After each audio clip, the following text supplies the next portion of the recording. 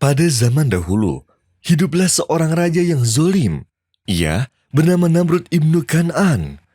Ia berkuasa dari timur dunia sampai baratnya.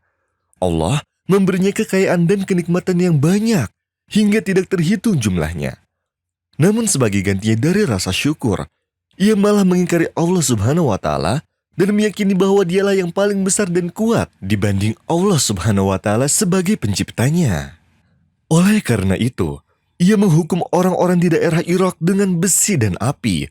Setelah ia menyembah berhala di awal kekuasaannya, beberapa tahun berjalan dia pun mengakui ketuhanannya dan memerintah orang-orang untuk menyembahnya. Pada waktu itu pula, lahirlah Sayyidina Ibrahim alaihissalam dalam keluarga yang menyembah berhala. Bahkan ayahnya seorang pembuat berhala. Tetapi Sayyidina Ibrahim alaihissalam sedari kecil hatinya benci pada berhala yang tidak makan dan minum, tidak bicara dan tidak berbahaya, bahkan tidak bermanfaat. Dari kecil, ia pun tahu bahwa Allah adalah Sang Pencipta yang Maha Esa. Oleh karena itu, ia mulai mengajak ayahnya untuk menyembah Allah dan meninggalkan menyembah berhala. Tetapi, ayahnya menolak dan mengusirnya dari rumahnya.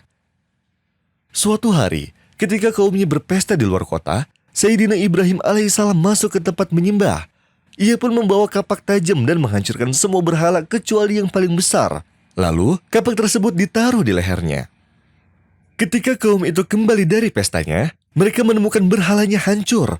Kemudian mereka bertanya pada Sayyidina Ibrahim alaihissalam, siapa yang menghancurkannya? Lalu dijawab, tanyalah pada patung yang paling besar.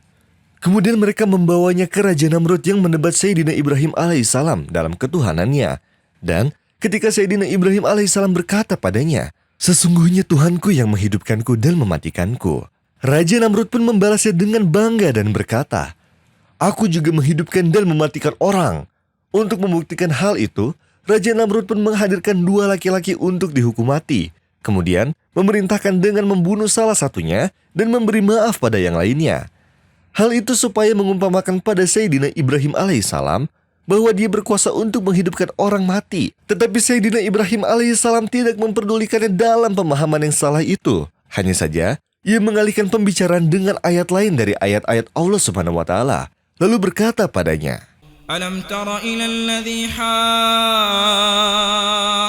Ibrahim fi rabbih an ataahu Allahul mulk إذ قال إبراهيم ربي الذي يحيي ويميت قال أنا أحيي وأميت قال إبراهيم فإن الله يأتي بالشمس من المشرق فأت بها من المغرب فبهت الذي كفر والله لا يهدي القوم الظالمين.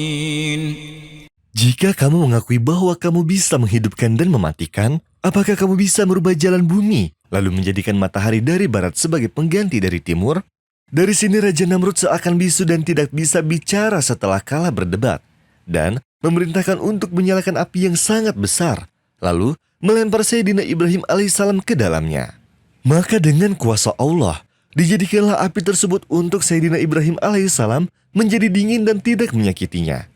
قالوا حرقوه وانصروا آلهتكم إن كنتم فاعلين قلنا يا نار كوني بردا وسلاما على